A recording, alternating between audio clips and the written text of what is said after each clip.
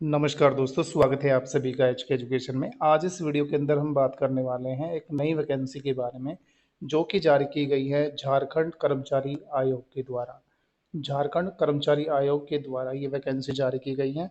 Post name क्या है, इसके लिए एप्लीकेशन फीस क्या रखी गई है, एग्ज़ाम पैटर्न क्या रहने वाला है और आप कब तक आवेदन कर सकते हैं, इसकी स्टार्टिंग डेट क्या है, सारी चीज़ें वीडियो के अंदर डिस्कस करने वाले हैं। वीडियो के अंत तक बने रहिएगा। अब बात कर लेते हैं आवेदन करने की स्टार्टिंग डेट क्या है। आप रजिस्ट्रेशन करवा सकते हैं। 26 सितंबर से रजिस्ट्रेशन स्टार्ट हो चुके हैं और इसके लिए आप 25 अक्टूबर मध्य रात्रि यानी 12 बजे तक आप आवेदन कर पाएंगे। और जो परीक्षा का शुल्क है उसकी जो भुगतान करने की जो अंतिम तिथि है वो 27 अक्टूबर की गई है। मध्य रात्रि तक आप कर पाएंगे। और जो फोटो व हस्ताक्षर अपलोड करने और जो आप प्रिंट आउट निकलने के लिए जो लास्ट डेट रखी गई है 29 अक्टूबर रखी गई है। आप इसको रात्रि 12 बजे तक डाउनलोड कर सकते हैं। इसके लिए करेक्शन की डेट भी बताई गई है। आप 31 दिसंबर से लेकर 2 नवंबर तक मध्य रात्रि तक आप ऑनलाइन आवेदन में अभ्यर्थी का नाम, जन्म तिथि, ईमेल आईडी और मोबाइल नंबर किसी भी अशुद्ध प्रविष्टि को संशोधित करने के लिए पुनः इसको खोली जाएगी और जिसके अंदर आप अपनी करेक्शन को ठीक करवा सकते हैं।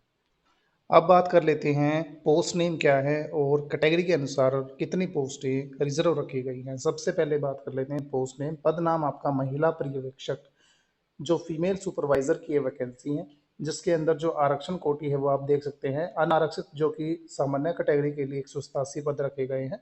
अनुसूचित जनजाति जो एसटी कैटेगरी है उसके लिए 101 पद रखे गए हैं। अनुसूचित जाति जो एससी कैटेगरी है उसके लिए 35 पद रखे गए हैं। अत्यंत पिछड़ा वर्ग के लिए 42 पद है। पिछड़ा वर्ग के लिए 35 है और जो आर्थिक रूप से कमजोर वर्ग है उसके लिए 44। टोटल अगर मैं वैकेंसी की बात करूँ तो 444 टोटल वैकेंसी है।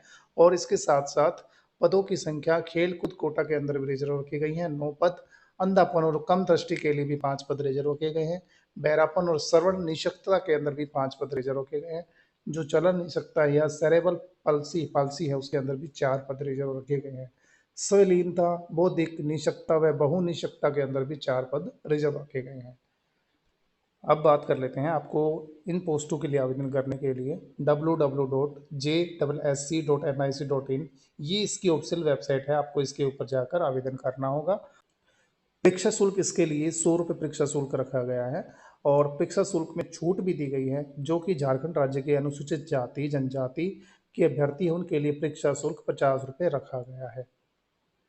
अब बात कर लेते हैं इसके लिए पे स्केल क्या रखा गया है और इसके लिए न्यूनतम योग्यता क्या रखी गई है। पद नाम महिला पर्यवेक्षक, महिला जो सुपरवाइजर की ये पोस्ट है। जो आपका वेतन रहने वाला है 35,400 से 1,12,400 रुपये आपका रहने वाला है। और इसके लिए जो न्यूनतम शैक्षणिक योग्यता है, आपको किसी भी मान्यता प्राप्त विश्वविद्यालय या संस्थान से समाज शास्त्र यानी सोशोलॉजी के अंदर और मनोविज्ञान साइकोलॉजी के अंदर या गृह विज्ञान या होम साइंस के अंदर आपके पास स्नातक डिग्री होनी चाहिए। आप ग्रेजुएट होने चाहिए समाजशास्त्र सोशोलॉजी के अंदर, मनोविज्ञान साइकोलॉजी के अंदर और गृह विज्ञान होम साइंस के अंदर। अगर आपके पास ये डिग्री है तो आप इन पोस्टों के लिए एलिजिबल हैं। अब बात कर लेते हैं आयु में छूट भी दी गई है। इसके लिए जो महिला पर्यवेक्षिका है, इसके अंदर न्यूनतम उम्र सीमा की गणना 1/8/2023 से काउंट की जाएगी न्यूनतम आयु आपकी।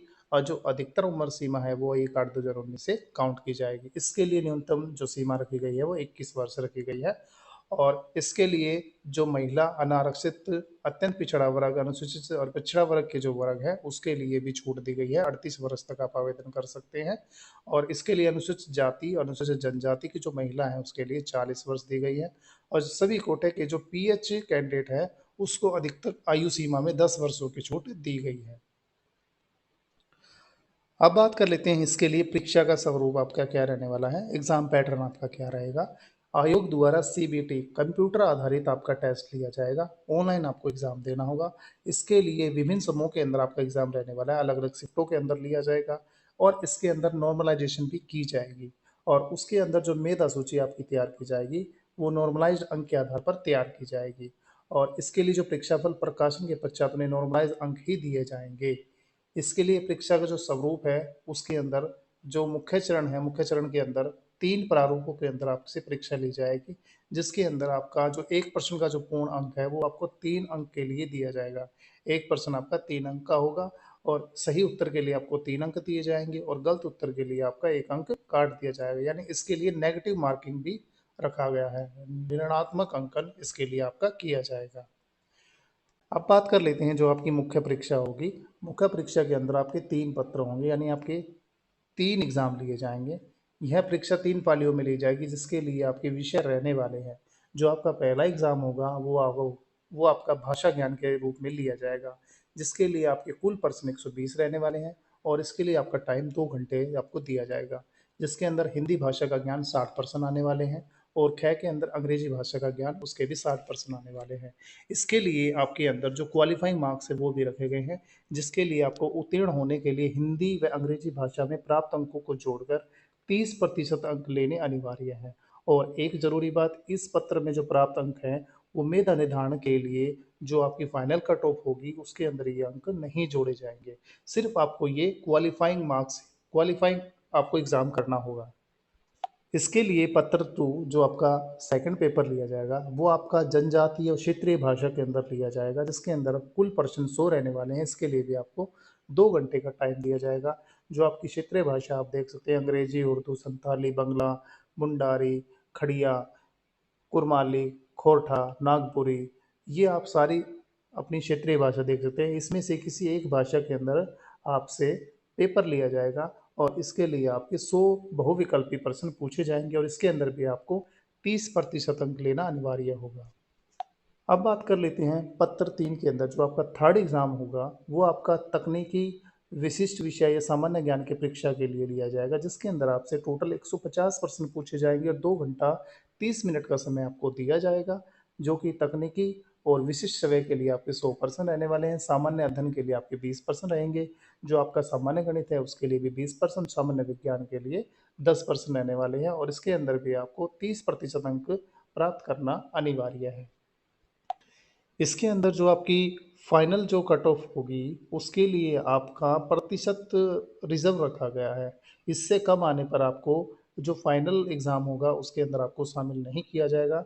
अनारक्षित सामान्य कैटेगरी के लिए 40% लेना अनिवार्य है।